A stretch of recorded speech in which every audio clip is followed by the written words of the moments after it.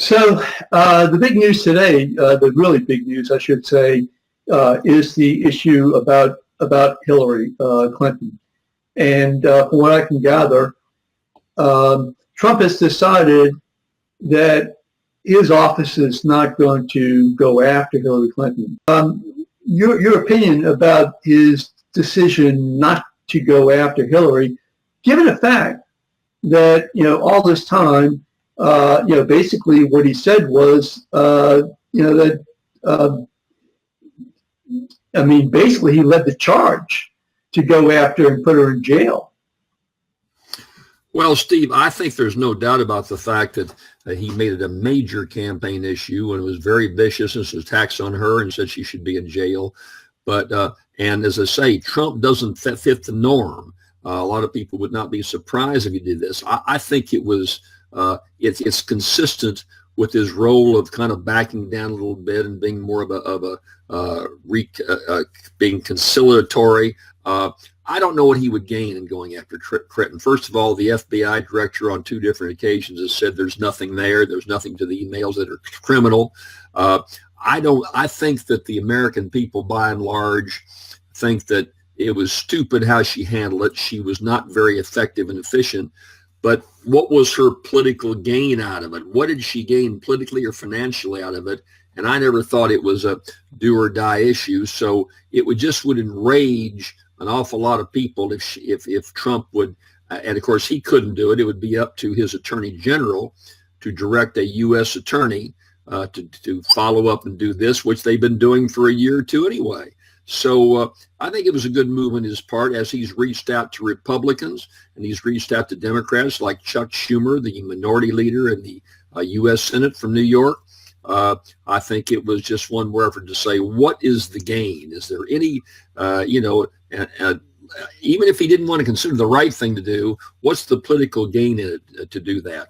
The Clintons, after her second run, Bill Clinton being an older guy, they're kind of has-beens now. They're over the hill. They're going to go back to their foundation and be basically irrelevant other than making some Jefferson's meal or their dinners occasionally for the Democrats. They are really out of the mainstream. So there's just not that much political gain, and it could be the downside of building up a massive amount of resentment to do something like that. So I wasn't surprised by that announcement. I would be very surprised if that would continue, that talk would continue. And I think he probably made a good calculated political decision. And if you realistically look at it, probably the right decision. Did she make some mistakes? Yes. Is there criminal conduct? It's just a pretty far stretch. James Comey, the head of the FBI, confirmed that. And so it's probably better for Trump and his decision to put that to rest. Okay, so let me ask you a question. What do you see on the screen right now? I see right now, it looks like Facebook, it looks like a Twitter feed. Yeah, it's not real clear, but it looks like a Twitter feed that's a little hard to read, Steve, is what I'm saying. Okay, gotcha. Okay. Let me just change that for a second and see if that makes any difference. How about now? All right, that's a little sharper. It's still, though, very fuzzy and needs to be sharper for your readers to want to read that. Just very going to be hard thing to read. A little small, too. Quite frankly, better if you could fill up the entire 2/3 it, because there's nothing but black space in back of it. So if you could make the whole thing bigger, that would certainly help in terms of being able to read it a lot more, quite frankly. Okay. So basically what I've done is I've gone to a Twitter page and I typed, so the issue is Donald Trump and Hillary Clinton. Trump says he's not interested in pursuing case against Clinton. And just some of the comments real quick, if I might. Hillary Clinton's popular vote lead over Trump stands at about 2 million. Trump ditches campaign promise to investigate Hillary. Some people are pretty angry about this, from what I can gather. Some people are, especially those people who have been very supportive of Trump, are a little bit angry, and some very angry, because what they're saying is that, look, you said you were going to do this, and now you're saying that you're not going to do it. And how are we going to believe that you're going to live up to your other promises?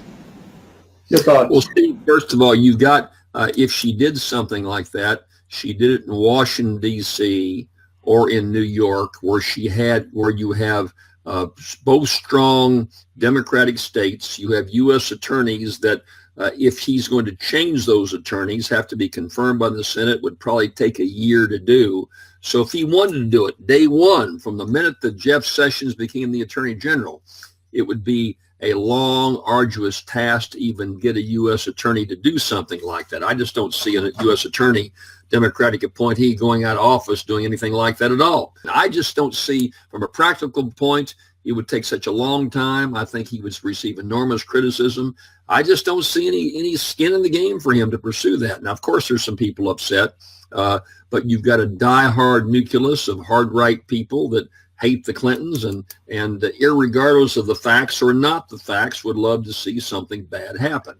But let me tell you, as far as Donald Trump's Twitter feed, the press watches it, insiders watch it, but 90% of the American people, 95% have gone off their lives. They're either bitter about the election or happy about the election.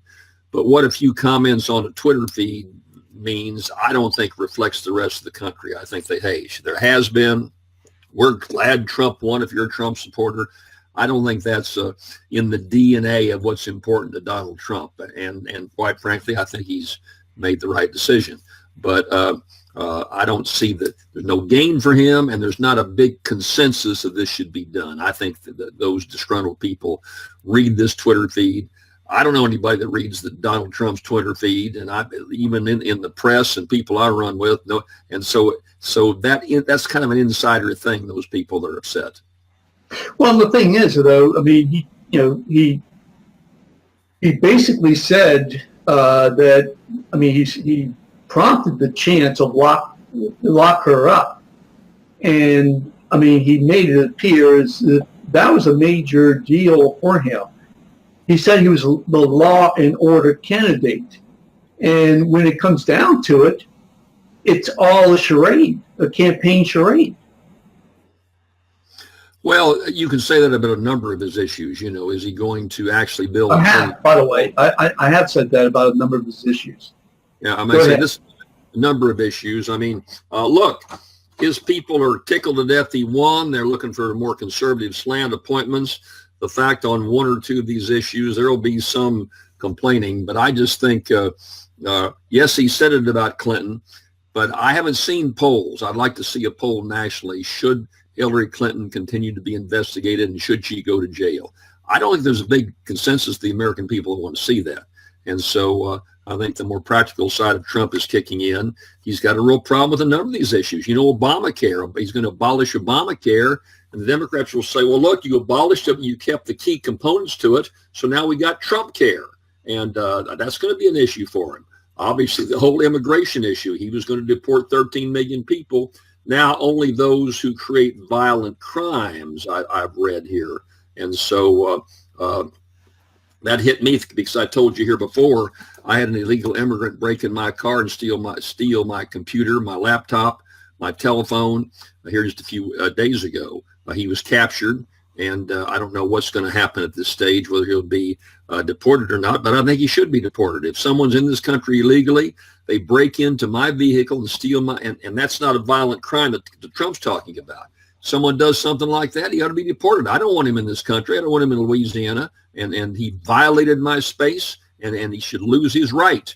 So I agree with Trump on that part, but do you build a wall? And my point is, he's going to have to answer up to a number of these issues he laid out that from a practical point of view aren't going to happen.